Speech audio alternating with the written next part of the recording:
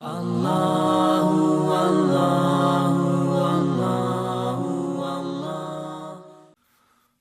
روم کی آیت نمبر 41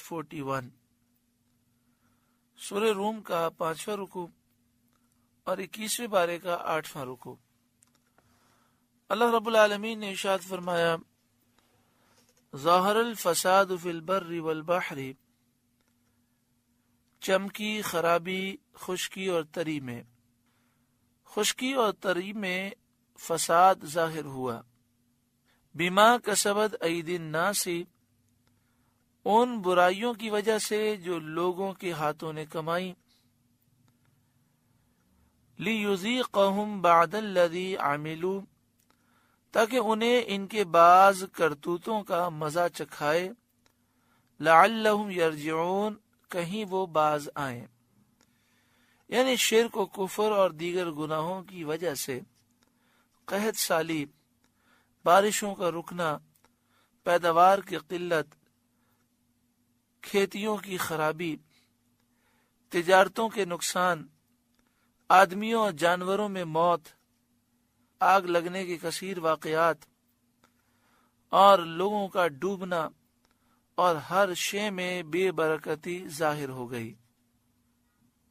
لعلہم یرجعون، کہیں وہ باز آئیں، یعنی کفر سے، گناہوں سے باز آئیں اور توبہ کریں۔ یہ تکلیفیں اس لیے آتی ہیں کہ انسان سوچے کہ مجھ پر یہ تکلیفیں کیوں آ رہی ہیں، وہ اللہ تعالیٰ کی طرف رجوع لائے، کیونکہ جب بندہ توبہ کرتا ہے، رجوع لاتا ہے، تو اس سے بے برکتی دور ہو جاتی ہے۔ قل، اے محبوب آپ فرمائیے، سیرو فی الارض فانظروا کیف کان عاقبۃ الذین من قبل، زمین میں چل کر دیکھو کیسا انجام ہوا اگلوں کا، یعنی پہلے لوگوں کا کیسا انجام ہوا۔ کان اکثرہم مشرکین، ان میں بہت مشرک تھے، اپنے شرک کے باعث ہلاک کیے گئے، ان کے منازل اور مساکن اور مکانات ویران پڑے ہیں، انہیں دیکھ کر عبرت حاصل کرو۔ فَأَقِمْ وَجْهَكَ لِلدِّينِ الْقَيِّمِ، تو اپنا منہ سیدھا کر عبادت کے لیے، یعنی دین اسلام پر مضبوطی کے ساتھ قائم رہو۔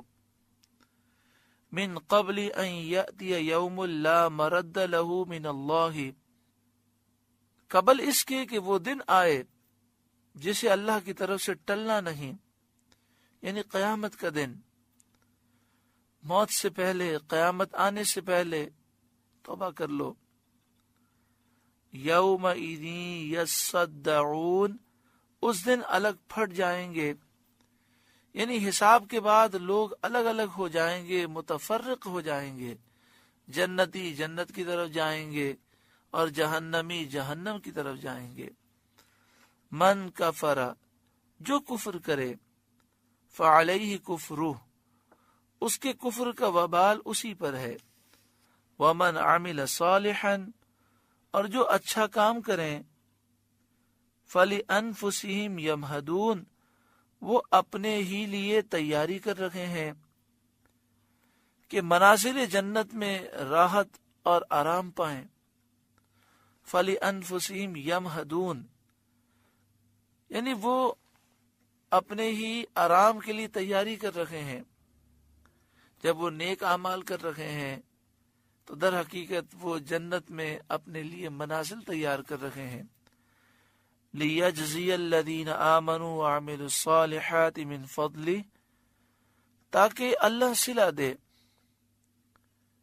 انہیں جو ایمان لائے اور اچھے کام کیے اپنے فضل سے، یعنی اللہ تعالیٰ اپنے فضل سے انہیں صلہ دے، ثواب عطا فرمائے ان لوگوں کو جو ایمان لائے اور اچھے عمل کیے۔ إِنَّهُ لَا يُحِبُّ الْكَافِرِينَ، بے شک اللہ کافروں کو پسند نہیں فرماتا، دوست نہیں رکھتا۔ وَمِنْ آیَاتِهِ، اور اللہ کی نشانیوں سے ہے، أَن يُرْسِلَ الرِّيَاحَ مُبَشِّرَاتٍ، کہ ہوائیں بھیجتا ہے مزدہ سناتی، خوشخبری سناتی ہوئی ہوائیں آتی ہیں۔ یہ ہوائیں بارش کی خوشخبری سناتی ہیں، پیداوار کی کثرت کی خوشخبری سناتی ہیں، بارش سے پہلے آتی ہیں۔ وَلِيُذِيقَكُم مِّن رَحْمَتِهِ، اور اس لیے کہ تمہیں اپنی رحمت کا ذائقہ دے، مزہ دے۔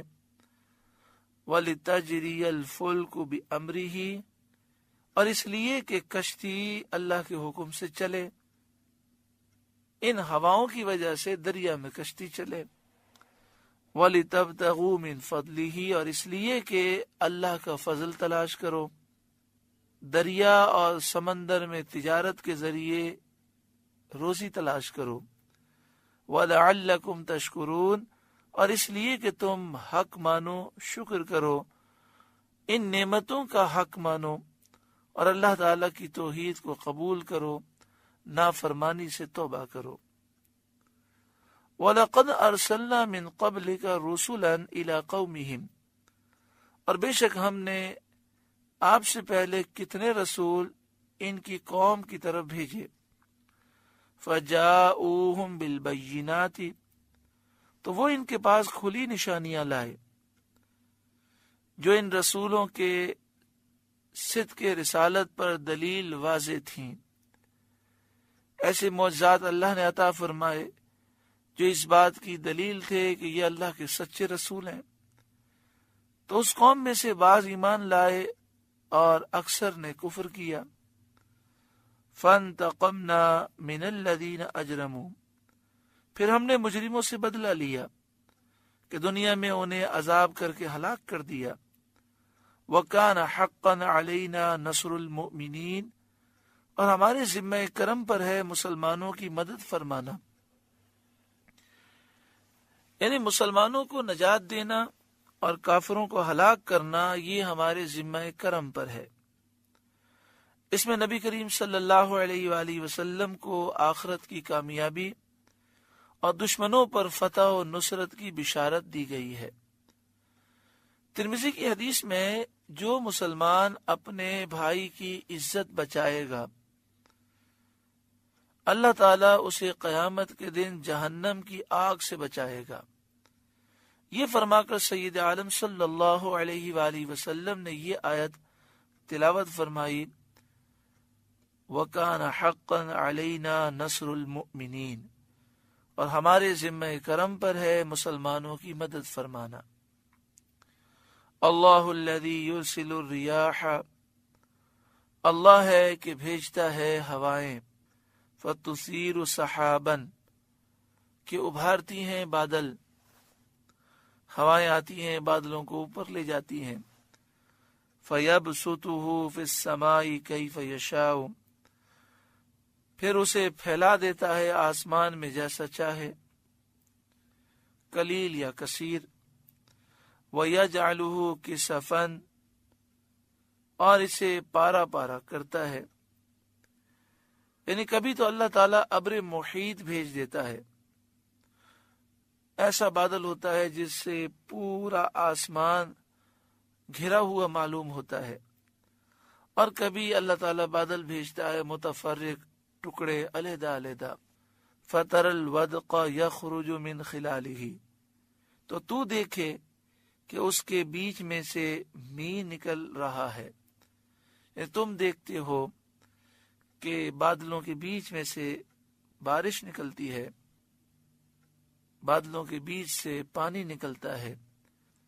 فَإِذَا أَصَابَ بِهِ، پھر جب اسے پہنچاتا ہے یعنی بارش کو پہنچاتا ہے، مَن يَشَاءُ مِنْ عِبَادِهِ، اپنے بندوں میں سے جس کی طرف چاہے، اِذَا هُمْ يَسْتَبْشِرُونَ، جبھی وہ خوشیاں مناتے ہیں۔ وَإِن كَانُوا مِن قَبْلِ أَن يُنَزَّلَ عَلَيْهِمْ مِن قَبْلِهِ لَمُبْلِسِينَ، اگرچہ اس کے اتارنے سے پہلے آس توڑے ہوئے تھے، یعنی بارش آنے سے پہلے انہیں بارش کی امید ختم ہو گئی تھی۔ یعنی کبھی کبھی ایسا ہوتا ہے کہ بارش کافی عرصے تک نہیں آتی، یہاں تک کہ لوگوں کو یہ امید ہو جاتی ہے کہ اب بارش ہوگی نہیں، پھر اللہ تعالیٰ بارش برساتا ہے، پھر ایسی برستی ہے کہ رکنے کی امید ختم ہو جاتی ہے، پھر اللہ تعالیٰ چاہتا ہے روک دیتا ہے۔ فانظر الی آثار رحمت اللہ، تو اللہ کی رحمت کے اثر دیکھو، یعنی بارش کے اثر جو اس پر مرتب ہوتے ہیں کہ بارش زمین کو سیراب کرتی ہے، اس سے سبزہ نکلتا ہے، سبزے سے پھل پیدا ہوتے ہیں، پھلوں میں غذائیت ہوتی ہے، اور اس سے جانداروں کے جسم کے قوام کو مدد پہنچتی ہے، ان کے جسم مضبوط ہوتے ہیں۔ اور یہ دیکھو کہ اللہ تعالیٰ یہ سبزے اور پھل پیدا کر کے کیف یحیی الارض بعد موتها، کیوں کر زمین کو زندہ فرماتا ہے اس کے مرنے کے بعد، اور خشک میدان کو سبزہ زار بنا دیتا ہے، جس کی یہ قدرت ہے۔ ان ذالک لمحیی الموتى، بے شک وہ مردوں کو زندہ کرے گا، وہو علی کل شیء قدیر، اور وہ سب کچھ کر سکتا ہے۔ وَلَئِنْ أَرْسَلْنَا رِيحًا، اور اگر ہم کوئی ہوا بھیجیں ایسی جو کھیتی اور سبزے کے لیے نقصان دہ ہو، فَرَأَوْهُ مُصْفَرًّا، جس سے وہ کھیتی کو زرد دیکھیں، پیلا دیکھیں، یعنی وہ پہلے سرسبز و شاداب تھی، اب سوکھ کر پیلی ہو گئی۔ وَلَئِنْ أَرْسَلْنَا رِيحًا، اور اگر ہم کوئی ہوا بھیجیں، فَرَأَوْهُ مُصْفَرًّا، جس سے وہ کھیتی کو پیلا دیکھیں، لَظَلُّوا مِن بَعْدِهِ يَكْفُرُونَ، تو ضرور اس کے بعد ناشکری کرنے لگیں، یعنی کھیتی زرد ہونے کے بعد، پیلی ہونے کے بعد ناشکری کرنے لگیں اور پہلی نعمت سے بھی مکر جائیں۔ معنی یہ ہے کہ لوگوں کی حالت یہ ہے کہ جب انہیں رحمت پہنچتی ہے، رزق ملتا ہے، تو غرور و تکبر کرتے ہیں، اور جب کوئی سختی آتی ہے، کھیتی خراب ہوتی ہے، تو پہلی نعمتوں کا بھی انکار کر دیتے ہیں۔ چاہیے تو یہ تھا کہ اللہ تعالیٰ پر بھروسہ کرتے، جب نعمت پہنچتی شکر کرتے، جب بلا آتی صبر کرتے، اور دعا میں اور استغفار میں مشغول ہوتے۔ اس کے بعد اللہ تعالیٰ اپنے حبیب اکرم سید عالم صلی اللہ علیہ وآلہ وسلم کی تسلی فرماتا ہے کہ آپ ان لوگوں کی محرومی اور ان کے ایمان نہ لانے پر رنجیدہ نہ ہوں، فَإِنَّكَ لَا تُسْمِعُ الْمَوْتَى، اس لیے کہ آپ مردوں کو نہیں سناتے، یعنی جن کے دل مر چکے اور ان سے کسی طرح قبول حق کی توقع نہ رہی، وہ آپ کی بات سن کر فائدہ نہیں اٹھاتے۔ یہاں مردوں سے مراد وہ کافر ہیں جن کے دل مردہ ہو گئے۔ وَلَا تُسْمِعُ الصُّمَّ الدُّعَاءَ، اور نہ بہروں کو پکارنا آپ سناتے ہیں، اِذَا وَلَّوْا مُدْبِرِينَ، جب وہ پیٹھ دے کر پھریں، یعنی حق کے سننے سے بہرے ہوں، اور بہرے بھی ایسے کہ پیٹھ دے کر پھر گئے، ان سے کسی طرح سمجھنے کی امید نہیں۔ یعنی کافر جو دل کے مردہ ہیں اور ان کے دل بہرے ہیں، وہ نصیحت سن کر کوئی فائدہ نہیں اٹھاتے، سننے کے لیے بھی تیار نہیں۔ وَمَا أَنْتَ بِهَادِ الْعُمْيِ عَنْ ضَلَالَتِهِمْ، اور نہ آپ اندھوں کو ان کی گمراہی سے راہ پر لائیں۔ یہاں اندھوں سے بھی دل کے اندھے مراد ہیں۔ اس آیت سے بعض لوگوں نے مردوں کے نہ سننے پر استدلال کیا اور کہنے لگے اس سے ثابت یہ ہوا کہ مردے سنتے نہیں ہیں، مگر یہ استدلال، یہ کہنا صحیح نہیں، کیونکہ یہاں مردوں سے مراد کفار ہیں جو دنیاوی زندگی تو رکھتے ہیں مگر نصیحت سے فائدہ نہیں اٹھاتے، اس لیے انہیں مردوں سے تشبیہ دی گئی۔ یعنی مردہ جب دنیا سے گزر جاتا ہے، اب اسے آپ نصیحت کریں تو وہ نصیحت سے فائدہ نہیں اٹھا سکتا، کیونکہ اب توبہ کا دروازہ بند ہو چکا۔ لہذا آیت سے مردوں کے نہ سننے پر سند لانا اور یہ کہنا کہ اس سے ثابت ہوا کہ مردے نہیں سنتے، بالکل غلط ہے، درست نہیں۔ کئی حدیثوں سے ثابت ہے مردوں کا سننا، اور یہ بھی ثابت ہے کہ قبروں پر جو لوگ زیارت کے لیے آتے ہیں مردے پہچانتے ہیں۔ ان تسمعوا الا من یؤمن بآیاتنا۔ اب دیکھیں جو تفسیر کی گئی آیت کا اگلا حصہ اس کی واضح تائید کر رہا ہے، ان تسمعوا الا من یؤمن بآیاتنا، تو آپ اسی کو سناتے ہیں جو ہماری آیتوں پر ایمان لائے۔ فہم مسلمون، تو وہ گردن رکھے ہوئے ہیں، یعنی آپ کی نصیحتوں سے فائدہ مومن اٹھاتے ہیں، آپ کی نصیحتوں سے فائدہ وہ اٹھاتے ہیں جن کے دل مردہ نہیں، اور جن کے دل مردہ ہیں وہ آپ کی نصیحت سے فائدہ نہیں اٹھاتے۔ کئی احادیث طیبہ اس موضوع پر ہیں۔ نبی اکرم صلی اللہ علیہ وآلہ وسلم کی احادیث سے ثابت ہے کہ جب ہم قبرستان جائیں تو کہیں السلام علیکم یا اہل القبور یغفر اللہ لنا ولکم وانتم سلفنا ونحن بالعصر، اے قبر والوں تم پر سلامتی ہو، اللہ تمہاری ہماری مغفرت فرمائے، تم پہلے چلے گئے ہم تمہارے پیچھے آنے والے ہیں۔ اس حدیث سے ثابت ہوا کہ مردے سنتے ہیں، انہیں سلام بھی کرنا ہے اور ان سے گفتگو بھی کی جا رہی ہے۔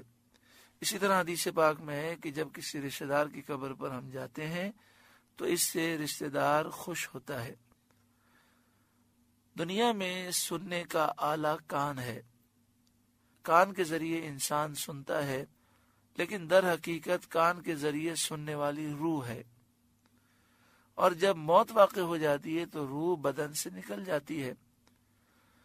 اب یہ دنیاوی زندگی میں جو انداز تھا کہ کان کے ذریعے انسان سنے، اب وہ روح کان کے ذریعے نہیں سنتی، وہ ڈائریکٹ سنتی ہے، اور روح کی سننے کی طاقت کتنی زیادہ ہے اب اندازہ لگائیے کہ جب ہم قبرستان جاتے ہیں تو جو مسلمان نیک صالح ہیں وہ بھی قبرستان میں ہوتے ہیں، اور ان کی روحیں ساتوں آسمان سے اوپر ہوتی ہیں، اعلیٰ علیین میں ہوتی ہیں۔